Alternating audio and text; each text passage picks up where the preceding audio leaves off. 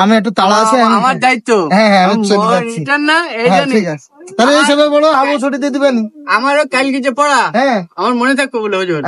মনে থাকতো তো? হ্যাঁ থাকবে। আচ্ছা ঠিক আছে, তাহলে আমি গেলাম হুজুর। হ্যাঁ আমরা কথা বলবো।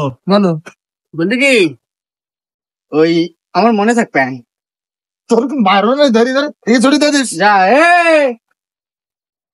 মেলার সময় হাজাহাজি করেছি, মনিটর বলে একদম নানিকে বাড়ি যাবো। বাচ্চা ওঠ, তোকে 12টা পর্যন্ত কিটা পড়াই তোকে, ওঠ সবগুলি বাচ্চা মনিটরের ওপরে বসতেছি না, গুলি মারি সব কটা। রেটটাও পড়া পারিস না আমার এখানে মুস্তানি দিকাতে।